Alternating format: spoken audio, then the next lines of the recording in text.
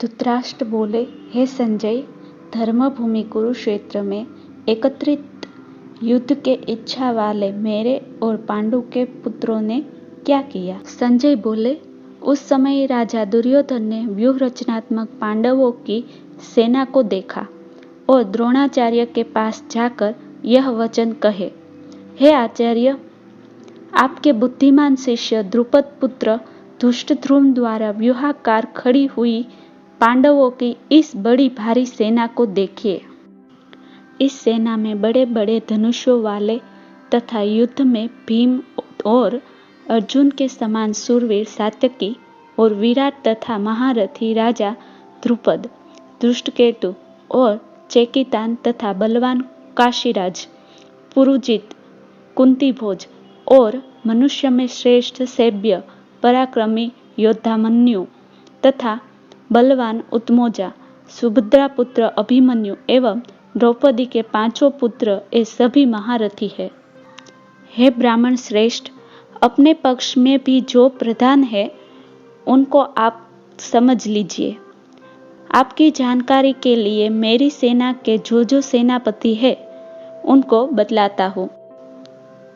आप द्रोणाचार्य और पितामह भीष्म तथा कर्ण और संग्राम विजय कृपाचार्य तथा वैसे ही अश्वत्थामा, विकर्ण और सोमदत्त का पुत्र भूरिश्रवा और भी मेरे लिए जीवन की आशा त्याग देने वाले बहुत से शूरवीर अनेक प्रकार के शस्त्रास्त्रों से सुसज्ज और सबके सब युद्ध में चतुर है।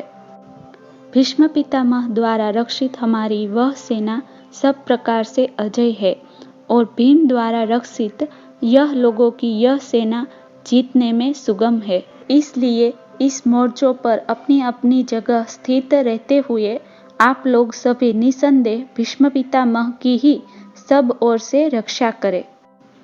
कौरवों में वृद्ध बड़े प्रतापी पितामह भीष्म ने उस दुर्योधन के हृदय में हर्ष उत्पन्न करते हुए उच्च स्वर से सिंह की दहाड़ के समान गरज कर शंख बजाया।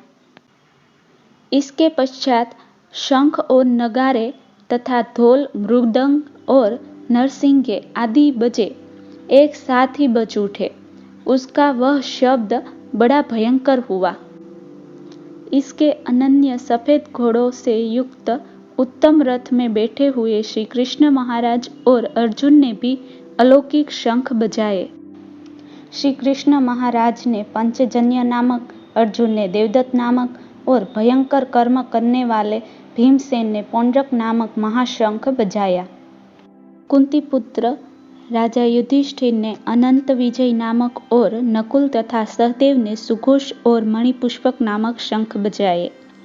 श्रेष्ठ धनुष वाले काशीराज और महारथी शिखंडी एवं धृष्टद्युम्न तथा राजा विराट और अजय जाति के तथा राजा द्रुपद एवं द्रौपदी के पांचों पुत्र और बड़ी भुजा वाले सुभद्रा पुत्र अभिमन्यु, इन सभी ने हे राजन सब ओर से अलग अलग शंख बजाए और उस भयंकर शब्द ने आकाश और पृथ्वी को भी गूंजते हुए धातराष्ट्रों के अर्थात आपके पक्ष वालों के हृदय विदीर्ण कर दिए।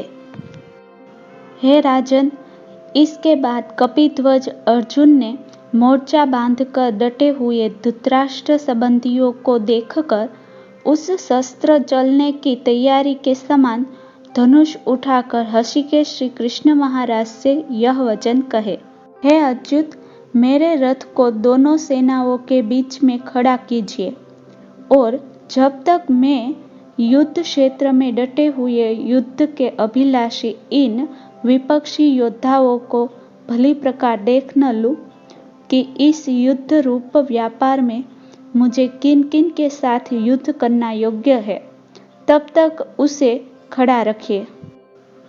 दुर्बुद्धि दुर्योधन का युद्ध में हित चाहने वाले जो ये राजा लोग इस सेना में आए हैं, इन युद्ध करने वालों को मैं देखूंगा।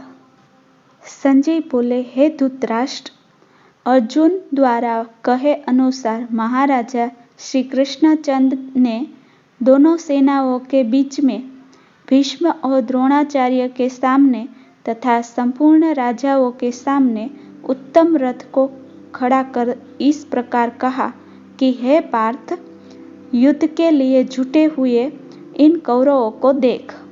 इसके बाद पृथापुत्र अर्जुन ने उन दोनों ही सेनाओं में स्थित ताऊ चाचों को, दादों परदादों को, गुरुओं को, मामाओं को, भाइयों को, पुत्रों को तथा मित्रों को, ससुरों को और सुहृदों को भी देखा।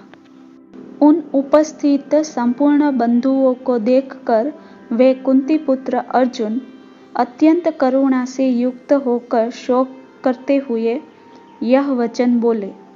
अर्जुन बोले, हे कृष्ण, युद्ध क्षेत्र में डटे हुए युद्ध के अभिलाषी इस स्वजन समुदाय को देखकर मेरे अंग शिथिल हुए जा रहे हैं और मुख सूखा जा रहा है तथा मेरे शरीर में कंप एवं रोमांच हो रहा है।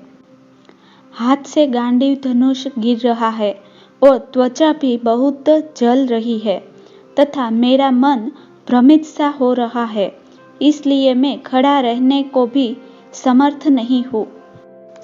हे केशव, मैं लक्षणों को भी विपरीत ही देख रहा हूँ तथा युद्ध में स्वजन समुदाय को मारकर कल्याण भी नहीं देखता।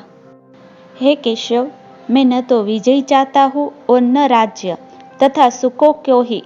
हे गोविंद, हमें ऐसे राज्य से क्या प्रयोजन है और ऐसे भोगों से और जीवन से भी क्या लाभ है। हमें जिसके लिए युद्ध, भोग और सुखादि अभिष्ट है, वे ही ये सब धन और जीवन की आशा को त्याग कर युद्ध में खड़े हैं।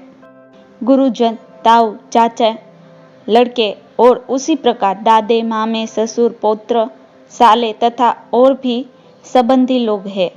हे मधुसूदन, मुझे मानने पर भी अथवा तीनों लोगों के राज्य के लिए भी मैं न सबको मानना चाहता हूँ, फिर पृथ्वी के लिए तो क्या कहना। हे जनार्दन, धृतराष्ट्र के पुत्र को मारकर हमें क्या प्रसन्नता होगी। इन आतताइयों को मारकर हमें पाप ही लगेगा। अतः हे माधव, अपने ही बांधव धृतराष्ट्र के पुत्र को मारने के लिए हम योग्य नहीं है, क्योंकि अपने ही कुटुंब को मारकर हम कैसे सुखी होंगे। यद्यपि लोभ से भ्रष्ट हुए ये लोग कुल के नाश से उत्पन्न दोष को और मित्र से विरुद्ध करने में पाप को नहीं देखते, तो भी हे जनार्दन, कुल के नाश से उत्पन्न दोष को जानने वाले हम लोग को इस पाप से हटने के लिए क्यों विचार नहीं करना चाहिए। कुल के नाश से सनातन कुल धर्म नष्ट हो जाते हैं तथा धर्म का नाश हो जाने पर संपूर्ण कुल में पाप भी बहुत फैल जाता है। हे कृष्ण, पाप के अधिक बढ़ जाने से कुल की स्त्रियां अत्यंत दूषित हो जाती है और हे वैष्णव, स्त्रियों के दूषित हो जाने पर वर्ण संकर उत्पन्न होता है। वर्ण संकर कुलघातियों को और कुल को नरक में ले जाने के लिए ही होते हैं। लुप्त हुए पिंड और जल की क्रिया वाले अर्थात श्राद्ध और तर्पण से वंचित इनके पितर लोग भी अधोगति को प्राप्त होते हैं। इन वर्ण संकर कारक दोषों से कुलघातियों के सनातन कुल धर्म और जाति धर्म नष्ट हो जाते हैं।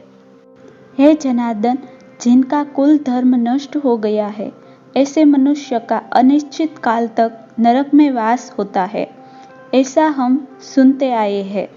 हाँ शोक, हम लोग बुद्धिमान होकर भी महान पाप करने को तैयार हो गए हैं, जो राज्य और सुख के लोभ से स्वजनों को मारने के लिए उद्यत हो गए हैं।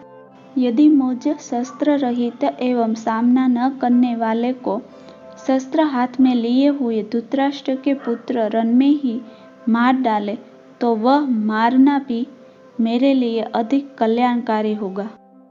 संजय बोले, रणभूमि में शोक से उद्विग्न मन वाले अर्जुन इस प्रकार कहकर बाण सहित धनुष को त्याग कर रथ के पिछले भाग में बैठ गए।